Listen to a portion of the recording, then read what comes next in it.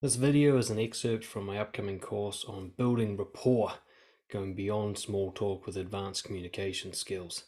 If you like what you see in this video, check out the link to the full course below. In this video, we're going to talk about the importance of authenticity, staying true to yourself while building rapport.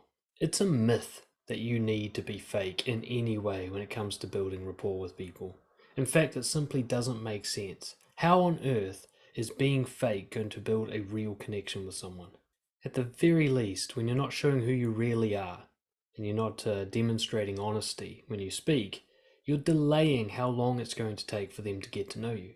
Now, we're raised with this idea that getting to know each other is actually a process of deception. We hide the truth about ourselves, we show them the nicest, easiest stuff to like first, and then slowly, piece by piece, let them know a little bit more, a little bit more. And of course, many people actually have a limit. They'll only show people a certain amount of themselves and keep it all hidden, no matter how long the relationship goes. But if you're doing this course, it's because you want real connections. You want the kind of connection, the kind of rapport with someone that when you show up, you never have to think about what you're going to say. You never have to hold anything back. You never feel afraid or ashamed of what's true in your mind. You can just say it all, that effortlessness, that weightless feeling that maybe a few of you have ever really experienced, where you don't have to pretend or hide anything.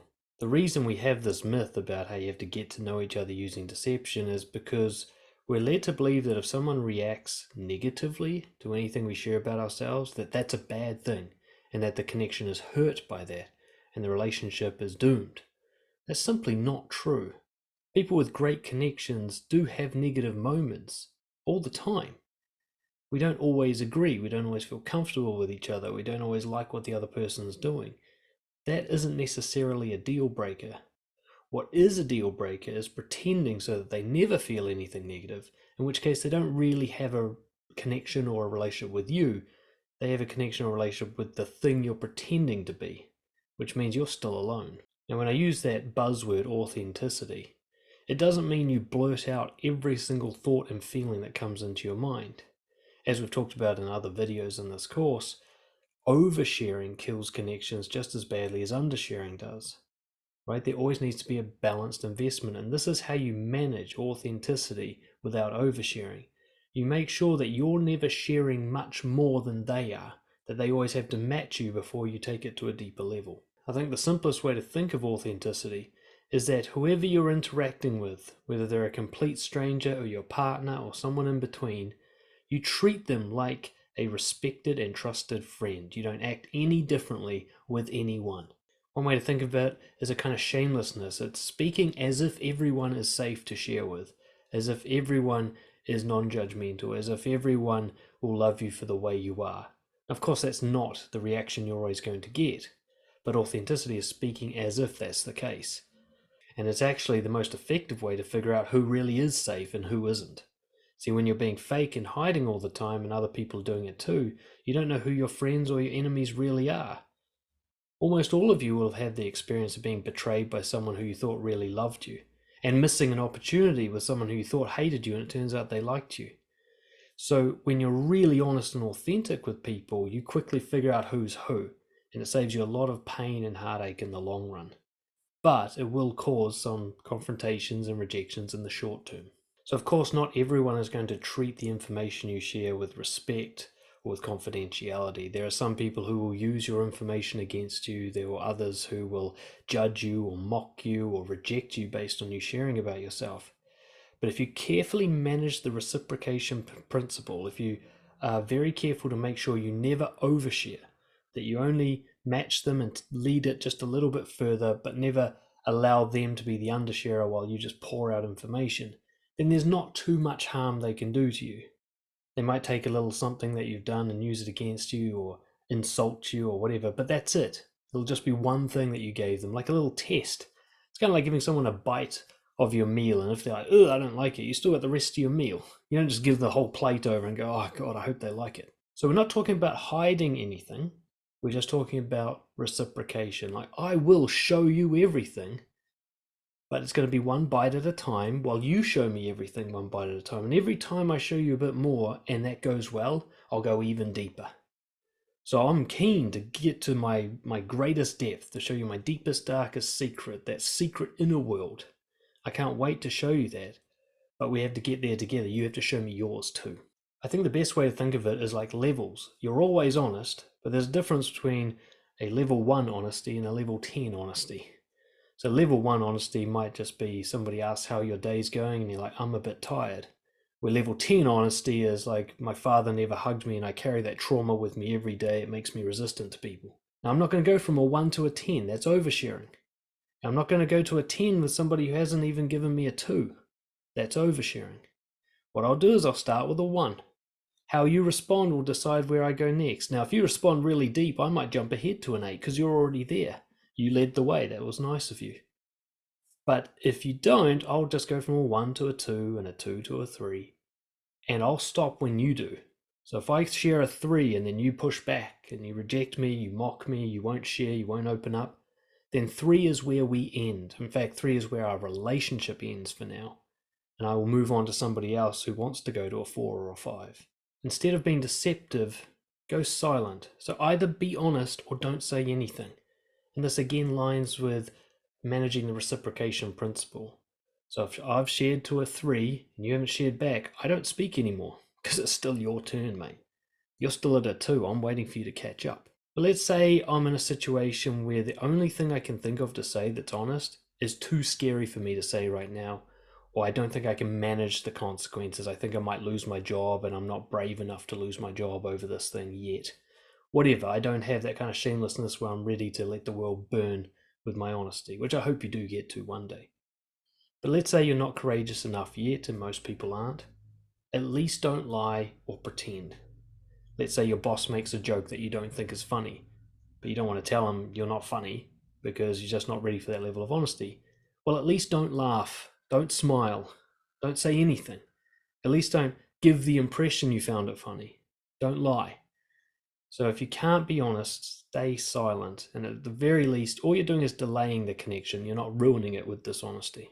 You've got to understand that people not liking the real you is not a bad thing. I heard a friend yesterday call it divine redirection instead of rejection. There's really no need to make people like you. All right, if someone rejects you, if someone shows dislike for who you really are in a consistent way, they're not just disagreeing with one point and they like you. They just don't like you, which is actually not as common as you think it is. Well, there's 8 billion other people in the world almost. You don't need this one. You don't need any of these people. Maybe you only have a small niche of people who will like you the way you are. Well, you best get on trying to find those people instead of wasting your time trying to convert somebody who isn't in that niche. This is really about saving time and energy. And if you're always honest all the time, you save the most amount of energy and time. So if I'm on a date with someone, I'm very honest right from the beginning and I can see that's going badly, then that date only lasts 10 minutes. I've got the rest of the night available to go socialize. But if I pretend and get to know each other, we might end up getting married before I realize we're a bad fit. And that kind of thing happens all the time. There are so many of you out there with bad fit social connections like friends, partners, even family members you spend a lot of time with, and you just shouldn't be with them at all. But you were fake at the start and it took you a long time to realize that you're a bad fit for each other.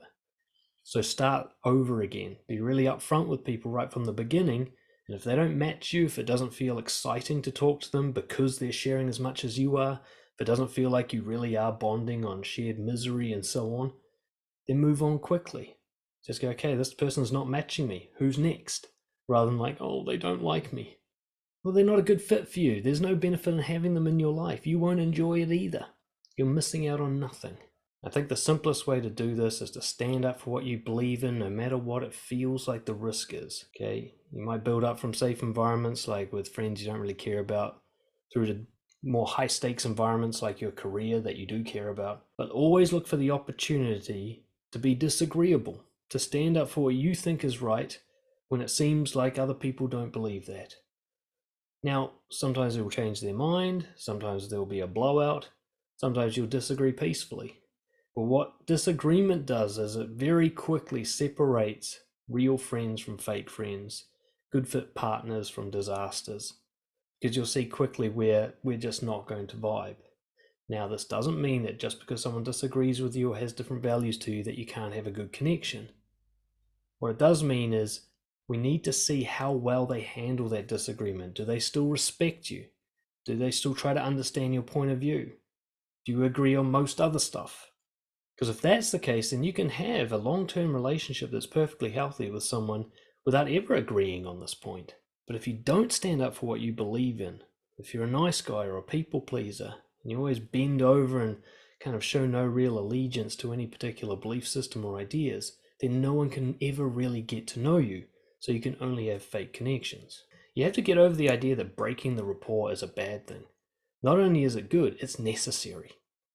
A good relationship has ups and downs, and this is actually the kind of friction that builds the relationship.